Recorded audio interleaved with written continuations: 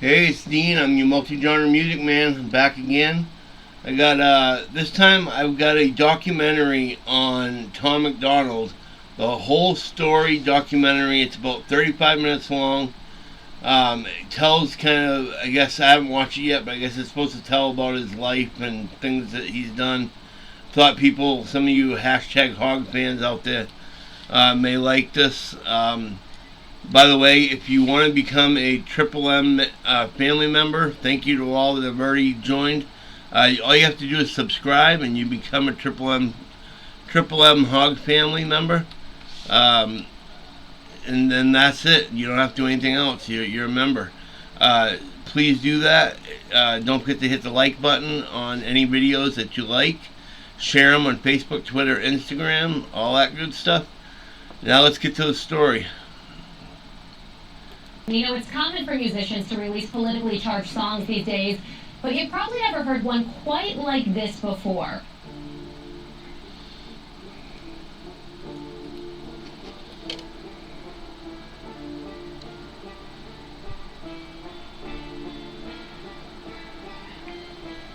What's poppin' everybody? Welcome back to the channel. It's KB and we locked in. Now let's jump into it. Today, we're going to be speaking about a Canadian rapper named Tom MacDonald. We're going to talk about where he came from, how he blew up, and what makes him so controversial. Hashtag hog fan. Performative wokeness that's going on in society today, and I think it was just important to point some fingers at the hypocrisy and the way that the world is changing, not for the better.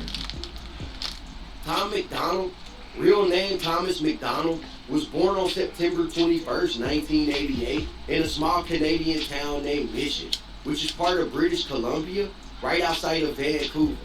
Unlike many of the rappers that are popular these days, Tom didn't grow up impoverished or with parents that were at odds with each other.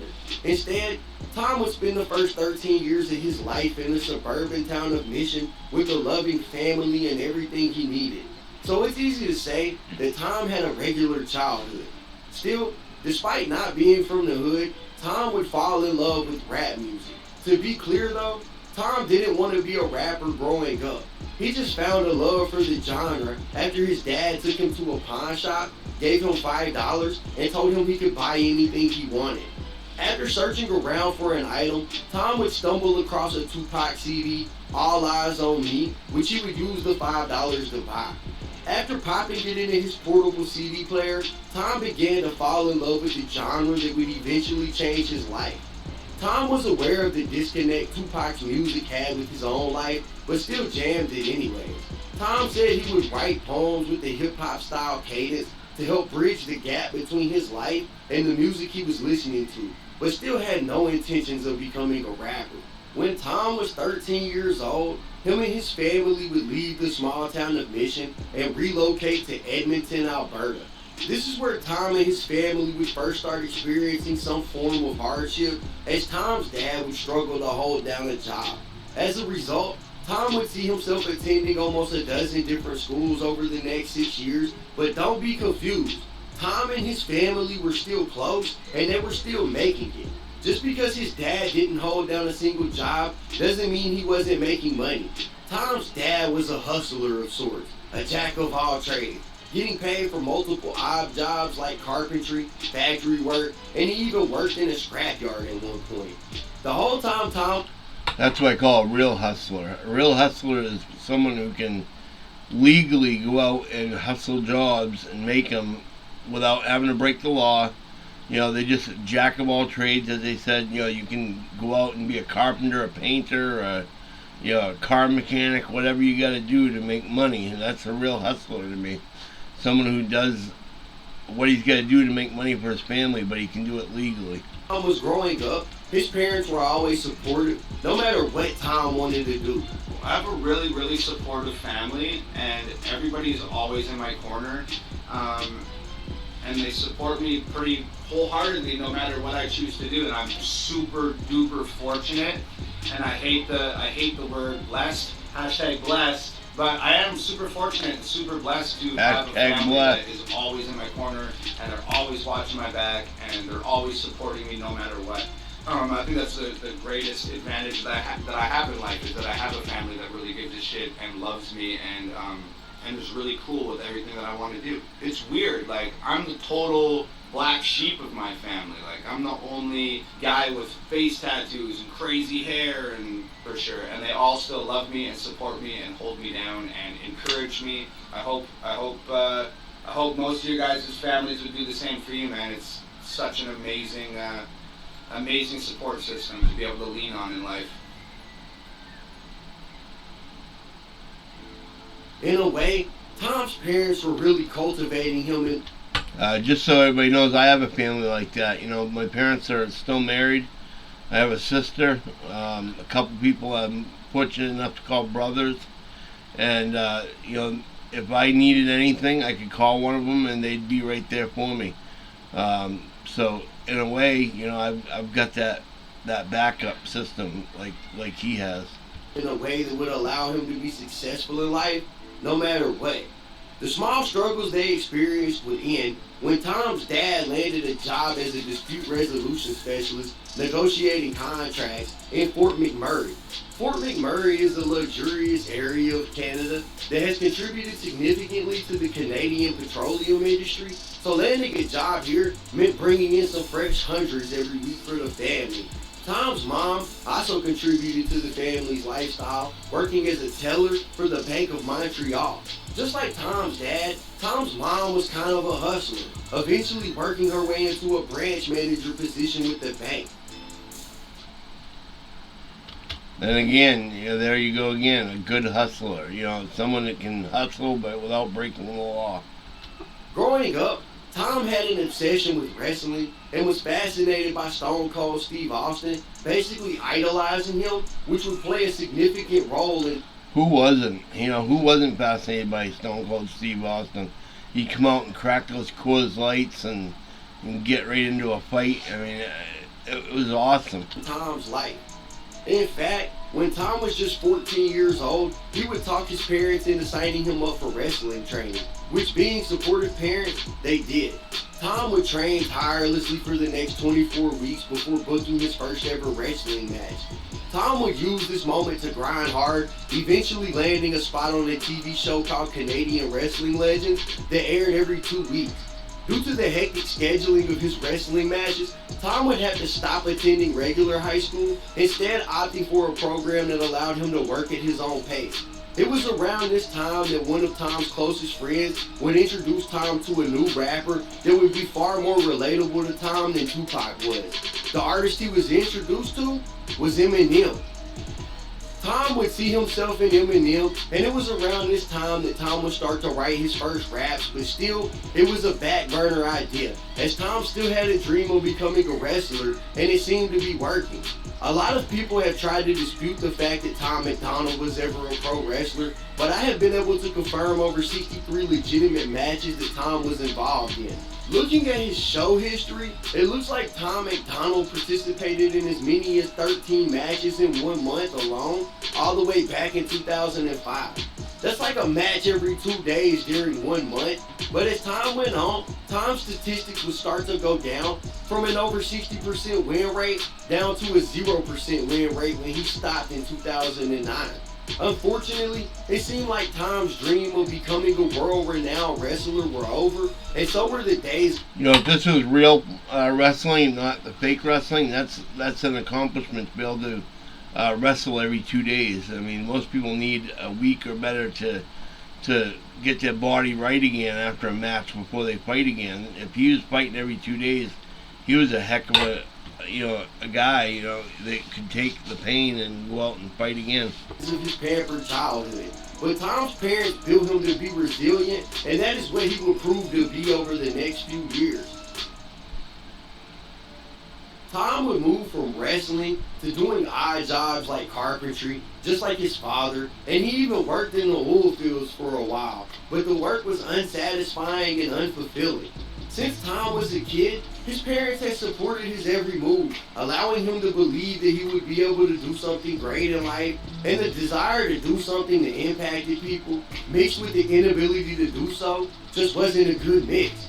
Perhaps it was the mundaneness of his life, but Tom would start to struggle with the reality of his broken dreams and would also develop depression and anxiety. It was at this point in his life that he needed a new calling, something he could be great at, and he turned his blind ambitions towards music and pulled the trigger. He would buy some small-time studio equipment and make an attempt at music. Again though, he wasn't set on making hip-hop music. Instead, Tom was making rock music, learning to play the guitar, trying to train his vocals to sound like the superstars, and working on his song structures. But it wouldn't take long for Tom to realize his vocal talents just wasn't what he needed them to be, and his dream of being a rock star would start to die as well. However, Tom had been writing poetry since way back, and even started secretly writing raps when he was wrestling and while he was recording his rock music.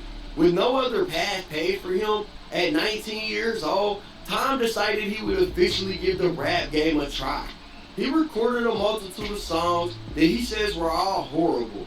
See, Tom had been writing raps about regular topics like jewelry, money, clothes, females, and so on, but it didn't feel authentic to him, since that's not the life he was raised in, and that sense of no self would lead him deeper into depression, deeper into the drugs, and deeper into alcoholism.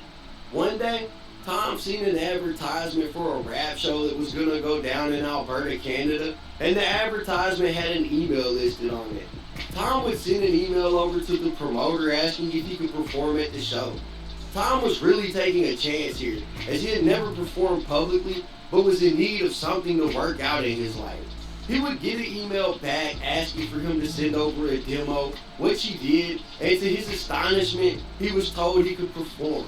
Before the day of the show, he would get another email from the person throwing the show asking if he could help pass out flyers and help promote it, to which he said yes.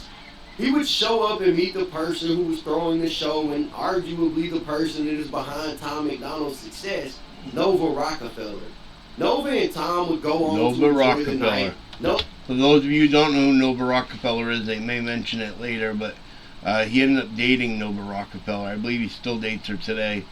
And she is his producer to his music, so that they own their own music, so to say. Him and his girlfriend own his own music, so nobody can tell him what to sing or what to say. Nova was happy because she managed to sell out the show, which we now know was her first time throwing one, and Tom was happy because he got to perform for a sold-out crowd. From there, the two would become good friends, and Tom would have someone on his side that would always have his back, just like his parents did growing up. Nova and Tom's relationship would last several years before the two decided that they were going to move to the next step and become more than just friends. But before the two would become the dynamic duo the world knows them as, Tom would have a few more years of struggling. Tom was still living in Canada, but Canada never really felt like home for him. He just didn't fit in. Plus, the music scene in Canada is really hard to break into. The infrastructure for the music industry really just isn't that strong in Canada, and Tom knew this. So he would start making frequent trips across the border, entering into the United States, and going to California to record and push his music. After numerous trips, the border started to become suspicious of Tom's travels, and every time he would try to come over to the United States, he would end up getting delayed for hours on end while being questioned about his travels. Eventually, Tom would grow tired of the constant questioning, delays, and headaches. Since Canada never really felt like home and he seemed to be making more and more frequent trips to America, Tom just went ahead and applied for an artist visa with the intention of moving to America. America, baby. The visa was eventually granted, America, giving Tom clearance to not only visit America, but also to be able to make money over here. But when he got to California, he found out that everything that glitters ain't gold. And while living life as a struggling artist in America, Tom would have a serious mental health breakdown. Tom was partying, drinking, smoking weed, and living life as if it was already over. Tom was laying in bed one night after years of partying and bad decision making when he started to feel a little nauseous. Tom would get out of bed, and when he did, he said he felt like the room was spinning with each step he took. Tom could feel his heart rate increasing, his vision would start to become blurry, and in a panic, Tom would pull out his phone and call 911 because he knew something wasn't right. But as soon as he hit the call button, he would fall over on the ground and become unresponsive. Basically, Tom's body was shutting down on him. Tom would recover, but immediately after the incident, Tom would have a mental break. When the breakdown happened for Tom, he said that he wouldn't speak to anybody and would just stare off into space and was just in general unaware of the world around him. When he tried to eat, he was unable to. Insomnia started to set in and sleep became non-existent. He was experiencing extreme anxiety to the point that it even caused paranoia. And Tom, well, he was ready to punch his own time card and clock himself out. And then what ended up happening was I had a really lengthy battle with alcoholism, which led to having a catastrophic sort of mental unraveling like 3.5 years ago. And I spent 9 months trying to figure out what was wrong with me and getting prescribed all types of different pills and reading and researching and meditating and trying to put myself back together. Sort of what ended up happening was I spent 9 months in like the darkest place that I've ever been in my life. When you spend 9 months in such an acute state of unwellness, you really get to know like what you're made of. You really figure it out when you spend 24 hours a day for the better part of the year contemplating if you're gonna wake up tomorrow or not. You learn a lot about yourself. It got so bad, his family ended up sending one of Tom's old friends to California. When the friend got there, he broke into Tom's house and packed all of Tom's stuff before literally wrestling Tom and shoving him into a cab where they would then go to the airport and fly back to Canada. Tom's parents allowed him to take refuge in his childhood home. He would recover and said that he really knew at this point that he had to change his way of living and knew that he could never go back to living the way he used to, but he would eventually pack his things and head right back to America. America, baby.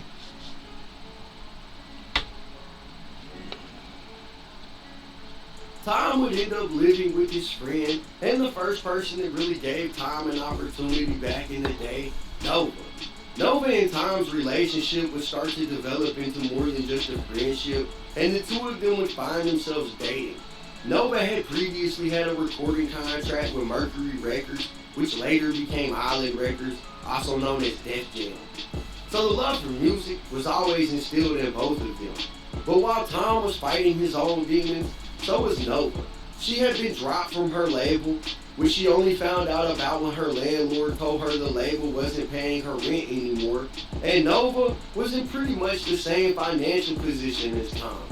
Nova and Tom will move in together, renting a small house in the middle of South Central. South Central is a notoriously dangerous area in Los Angeles that is impacted by drugs, gangs, and extreme poverty. South Central is the trenches for real. Tom has described the living situation, stating that there were rats in the walls, roaches crawling on the dishes, and that they didn't even have money for food. Tom says that the 9 months he was living in South Central was hell, and said that he was at the end of his rope. He had no money for food, and had only a half a cigarette to his name, when he decided to go out on the front steps of his porch in South Central with a notepad, light the half a cigarette, and write a song. The song was titled Dear Rapper. After writing the song, Tom went back in the house and told Nova that he thought he had wrote the song that would change her life. He asked her to set up the video lights and camera they owned while he went into the room to record. When the record was finished, Nova and Tom shot a music video for the song, and Nova began editing it.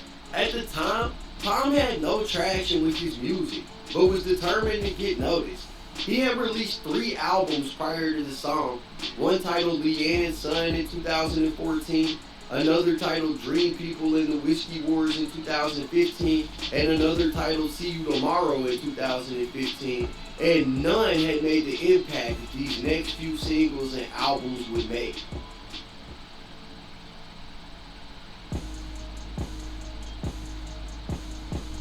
While Nova was editing the video for Dear Rappers, Tom would reach out to his mom, sister, friends, and even a stranger who described himself as an investor on the internet and borrowed about $1,100 collectively from them.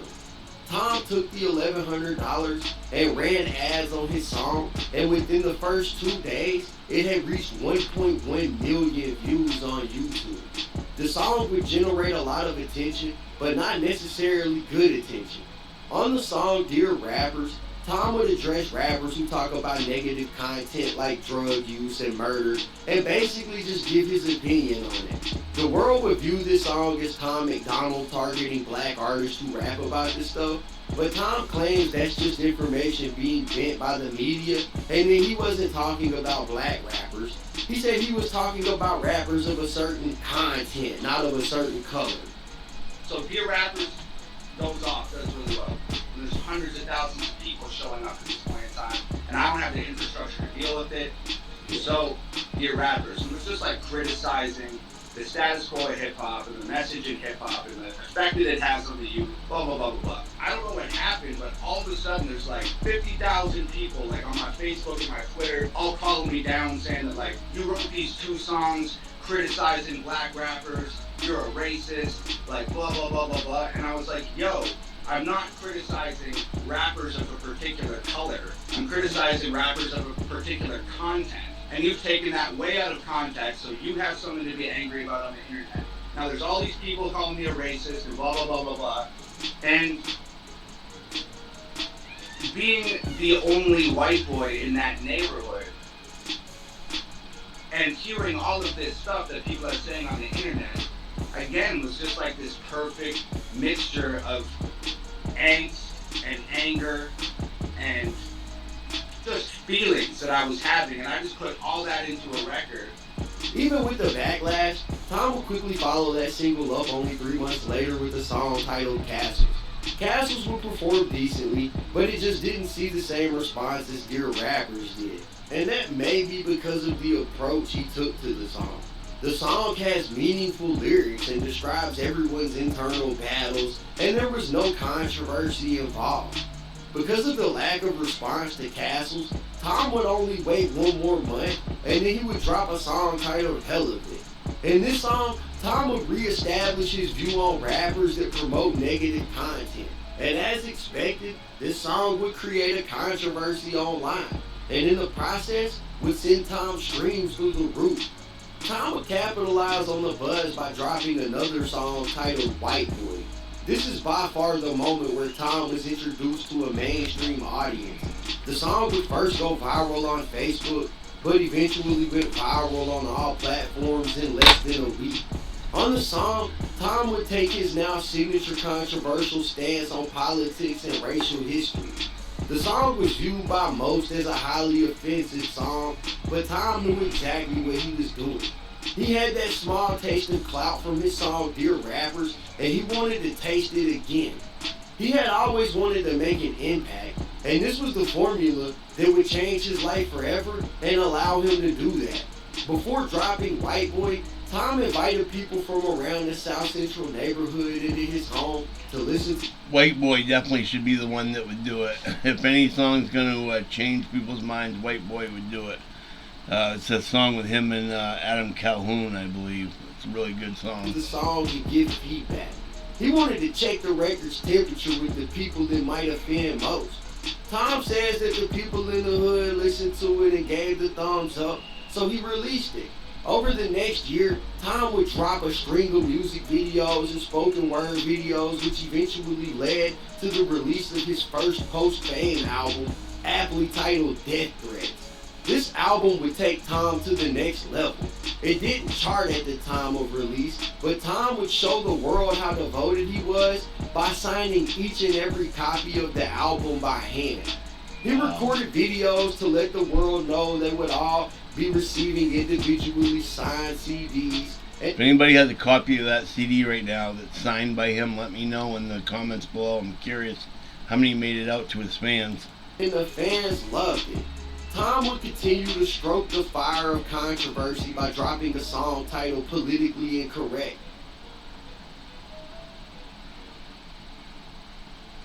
This song would also fail to chart, But as the songs kept releasing, the numbers just kept growing.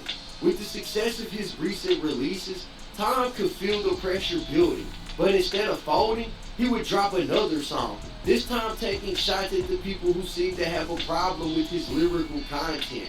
The song was titled Everybody Hates Me. In the video, Tom makes an appearance in pink leggings, a bulletproof vest, and a red ski mask. It was at this point that I think Tom realized the best way to respond to the internet was with the meme, and that is what he would accomplish with this video. Tom knew being as ridiculous as possible would only help to build his profile, and to everyone's surprise, the next song Tom dropped wasn't taking aim at anyone. Instead, it was a very introspective look into Tom's life. The song was titled I Wish, and Tom would use the moment to collaborate with his newly found fans, starting the I Wish challenge, where he asked his fans to write down things they wished, pose with it on camera, and send him the video. The idea received a lot of praise from his ever-growing fan base, and that would successfully capture the minds of even more people with the release of this song. With an even bigger audience than ever, Tom released a song titled Straight White Male, where again, just like in White Boy, he gives some perspective on what it's like to be a white guy. Well, I noticed almost every person that held up a sign was a white person, so he's got a following of white people for sure. In a modern day society. Like clockwork, the track would attract outrage from critics, but even more curiously, at this point, there was a notable shift in Tom's fan base. The comment sections began to fill up with as much support as it did hate, and it seemed Tom's message was resonating with a ton of other white guys just like him. Around this time, an internet personality and YouTube rapper named MacLethal would send out a tweet that read, "This white dude who raps about how white dudes are super oppressed is garbage. I don't know his name, I'm not gonna learn it. His bars are fucking awful and he can shove his entire low-rent aesthetic up his ass." Tom would find the tweet and without hesitation would reply with, "You spell I haven't been relevant in years and I'm super fucking jealous? Wrong, bro. I've sold out your city twice. Maybe you can open next time," referring to his tour dates. Tom would then post this tweet to Facebook asking his fans if he should drop a diss song. MacLethal would try to walk back his comments, but the very next day, Tom would upload a video to his channel titled Lethal Injection, where he would take shots at the YouTube rapper, pointing out Mac's prior drug addiction and infidelity. Mac would take a few days to respond, but after 4 days, he would upload his own response titled Single White Female. At the time, MacLethal had more subscribers than Tom, and arguably was the bigger personality of the two. So the response only served to open the door for Tom to grab some of Mac's fans. While Mac thought he was dominating the beat, Tom was in the background waiting. 2 days after MacLethal dropped his diss song, Tom dropped another song titled MacLethal Sucks. Tom would rap for about 4 minutes straight, ripping into MacLethal, and Mac wouldn't respond after this diss. But in the end, it was a win for both artists, and it was pretty entertaining to watch. This wouldn't be the peak of the controversy mountain for Tom though. From here, he would go on to drop a song titled If I Was Black, where he would superimpose his face onto the body of a black man, and he recited lyrics like, "If I was black, I probably wouldn't fuck with anyone who's white, because that slavery shit would honestly always be on my mind." And the message had a mixed reaction. At this point, Tom already had built a pretty diehard fan base that was supporting his career. The opposing side accused Tom of being racist for speaking about black issues when he didn't grow up in that type of environment. They were pushing the narrative that he couldn't possibly understand the problems of black people in America, being that he is a white man from Canada. But Tom would push through the backlash, proving again how resilient he can be. He would drop another string of records addressing the issues and even making a rock song called Ashes in the process, but practically avoided the controversy along the way. But it wouldn't be long, and Tom would be right back at it with his old shenanigans. He would drop a song titled Clone Rappers, where he would push the conspiracy that several popular rappers had been cloned and that the industry was using these clones to control people and push narratives. And this was in 2019. I have heard Clone Rappers. It was a really good song, actually. And if you want to listen to my review of that, you can type in Multi-Genre Music Man, White Rappers, and it should bring it up so you can listen to it. The cancel culture was really weighing in on the conspiracy crowd, so as usual, it created some backlash. The whole time this is happening, Tom's numbers, they just continue to rise at an astronomical rate. In 2020, when the world was going into lockdown, Tom would continue to drop controversial songs centered around politics, conspiracy theories, and race. Songs like No Lives Matter, People So Stupid, this one that I won't name because of YouTube. I've done all Trash, these, coronavirus, done them all. He would drop a video for a song titled Fake Woke. In the song, he would use a popular tagline often said by right-wing talk show host Ben Shapiro, "Facts don't care about feelings." And the general public would view this as Tom taking a side on the political spectrum, and Tom would just let the world think what it wanted. Tom would use the buzz from all of his controversies to make a collab album with his longtime friend and fellow artist Brandon Hart, and Nova was even on a few of the records. Tom's next move, though, would show the world exactly how much influence he had accumulated over the last 2 years when he purchased an Eminem beat that was being sold as an NFT for $100,000. Tom would take the beat and write a song called Dear Slim.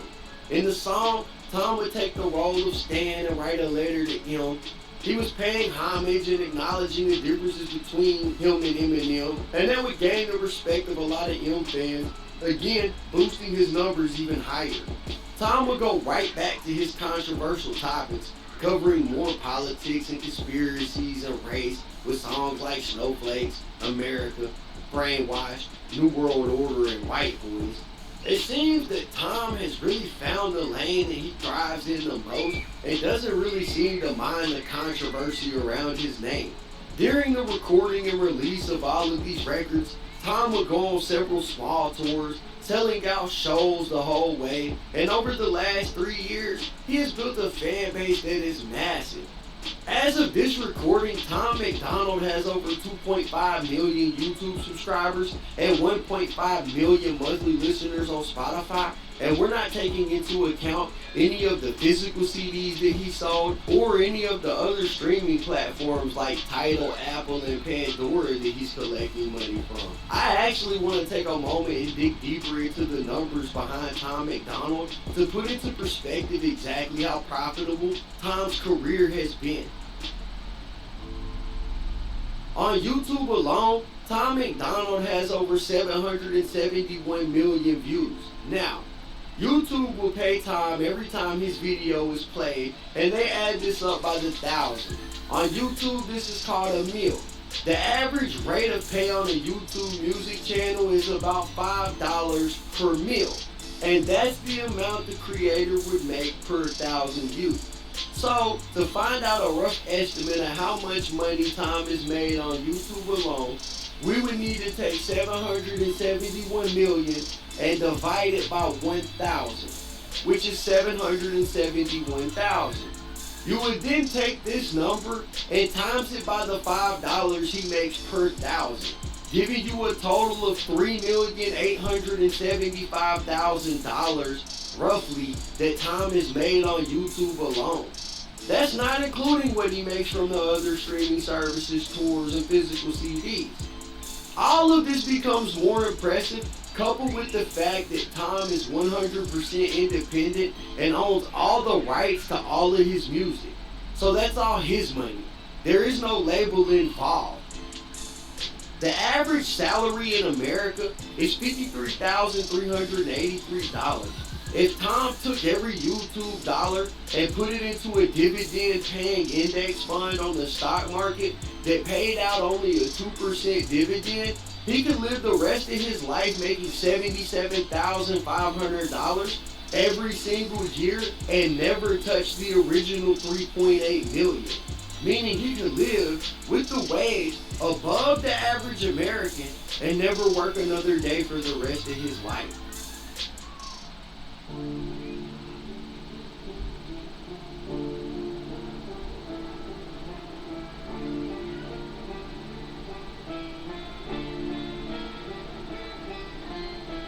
Tom MacDonald is a Canadian turned American rapper who grew up with all the support he could ever need. As a child, he was nurtured and his dreams never felt far away. As a teenager, Tom would see himself fall headfirst into the world of wrestling, but that dream would fall apart. So Tom would turn his eyes towards music and try his hand at making rock, but that also fell apart. But Tom was resilient.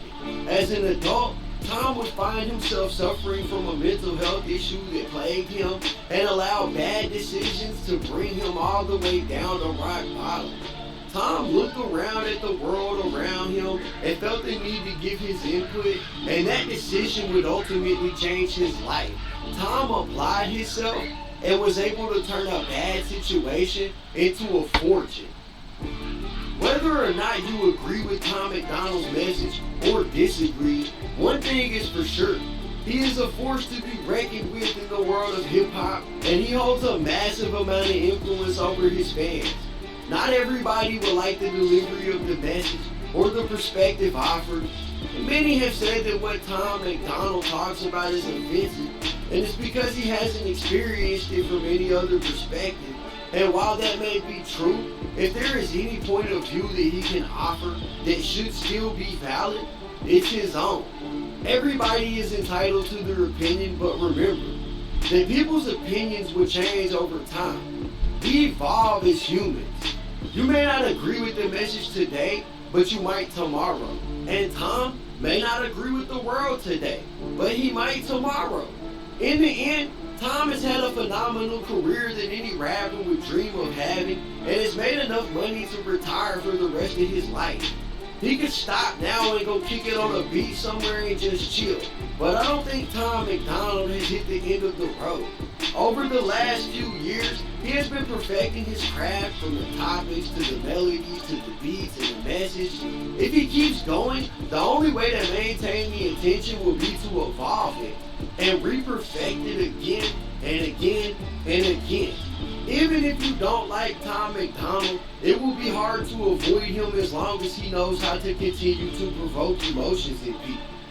I think that as long as politics exists, Tom MacDonald will exist. And if it's not Tom MacDonald, it'll be another rapper just like Tom MacDonald. But right now, Tom is having his moment in the spotlight. And as time goes on, the content will either work for or against him. Anyways, that's it for the video, guys. If you enjoyed the content, make sure you hit the like button, subscribe, hit the notification bell so you get notified every time I upload. Leave me a comment down below. What do you think about Tom MacDonald? Do you like Tom MacDonald? Do you hate Tom MacDonald? Do you think that Tom MacDonald has staying power, or do you think he's a flash in the pan? I would love to hear y'all's opinions. I'd like to hear your opinions too. Down in the comments below, tell me if you like Tom MacDonald, you think he's going to do well, or if you think he's has been, or he's no good anymore. I'd like to hear it. He made crazy money, doing this stuff, and he had to change his way of doing it a few times, from rock music to rap music to whatever, heavy metal, whatever he did. But he finally found his niche in rap music, and it sounds like he's going to be here for a while to stay. I hope you guys enjoyed this video. If you did, please hit the like button, share on Facebook, Twitter, Instagram, wherever you can. Send it to a friend. Don't forget to subscribe. You only have to do it once. Ring that bell once. That way you'll be notified whenever a new song comes out. And that should do it. This is Dean saying have a wonderful day.